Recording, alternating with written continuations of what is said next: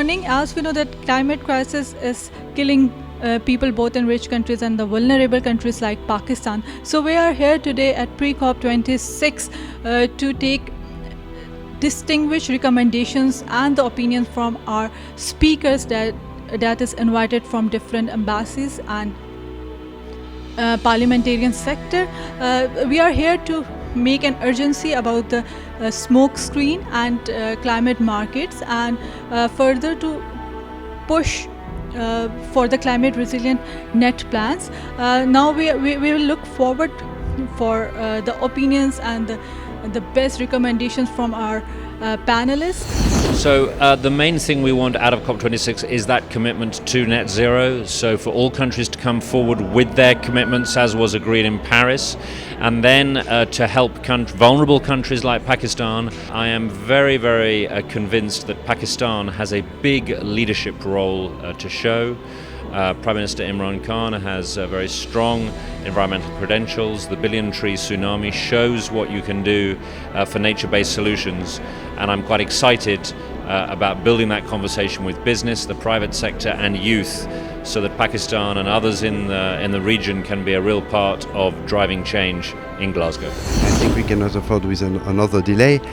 In fact, we need more than ever this conference, because it's also about the reconstruction after the devastation of the pandemic that we will talk about, and how to integrate in the recovery, in the economic recovery, the climate change dimension. And it's why for France we have 1/3 of the recovery finance plan is devoted to the climate change action. I think that is absolutely, that's not even a choice. With this pandemic and this environmental shocks that we are receiving, the hurricanes, the coastal flooding, the urban flooding, the fires all across, if we delay it any further, we will be just expediting our destruction. So my point of view is that the sooner we have it, the better. There'll always be opposition, and that goes on. But it's very important that the main people in the world get together and they decide how they are going to implement it and prevent the disaster that we are facing and we will leave for our children. Somehow the problems of climate change can have their own vaccines, which is international collaboration, green technologies, green economy, green energies. So from now on, whatever we do must be done with environmental awareness. That is the turning point. The COP agenda and the COP26 in particular is such a crucial moment, given the urgency to bring the international community together, to have updates on the national objectives, to have peer pressure to get action on the climate agenda. So without getting into the institutional decisions and on the timing, I think it is absolutely crucial and urgent to have the international community come together in this meeting. So I'm very much looking forward, as the World Bank, we're very much looking forward to the COP26 and to see every government commitment concretized. And as far as the World Bank in Pakistan is concerned, we are committed to support the government of Pakistan's plans in adapting to the climate agenda and contributing to the emissions reduction. COVID is not going away anywhere soon. We are seeing that the virus is mutating itself. So we can't be sure that it will not be there or the level of threat will be lesser or greater next year. So I think the issues that are at stake right now, and COP was already postponed by 1 year, these issues need to be addressed and discussed. And yes, civil society participation is very important, but at the same time, like I had said earlier, this is a multilateral platform where governments meet and decide and agree on agendas. Well, my personal opinion is that perhaps it's not the time for postponement until we know that till when it would be deferred and what would be the alternative forums or other subgroups meeting in which many of the pending issues which are haunting developing countries would be discussed. So in principle, of course, the stance of civil society organization, it has merit and it has certain strengths due to travel restrictions, due to COVID, due to many other limitations.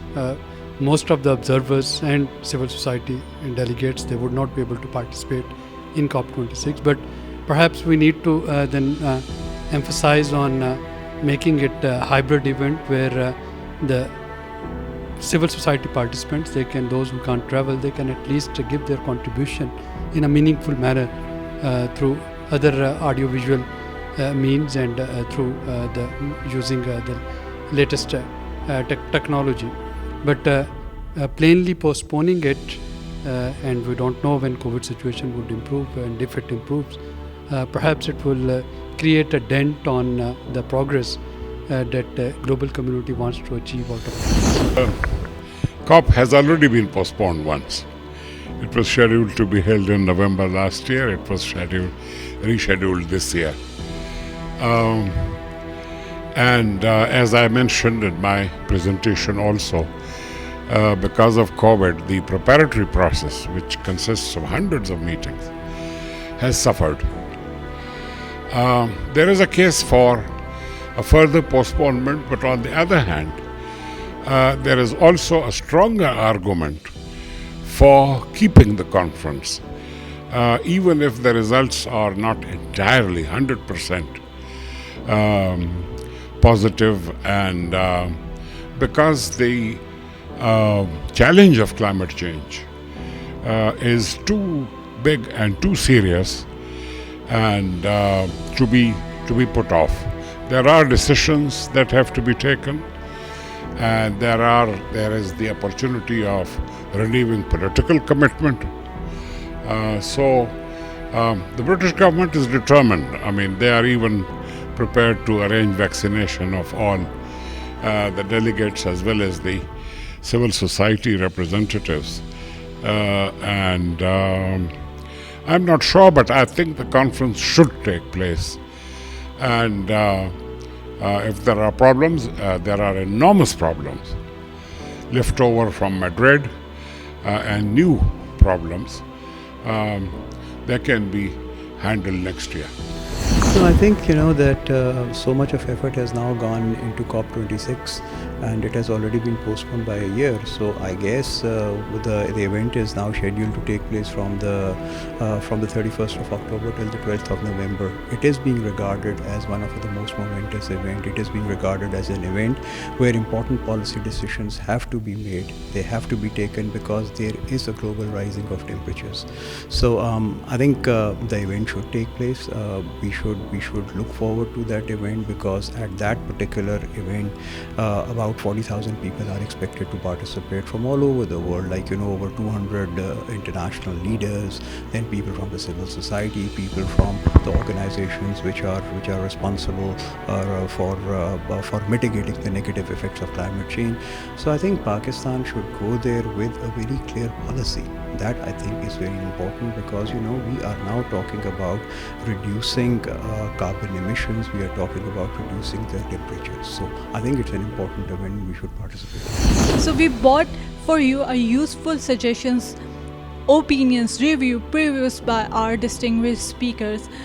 So finally, we concluded over here that we have to implement 3 C's, that is COVID, climate, and conflict with such an energy that reflects our socio-economic and values, and the participation of youth that matters most to fight with these ecosystem crises.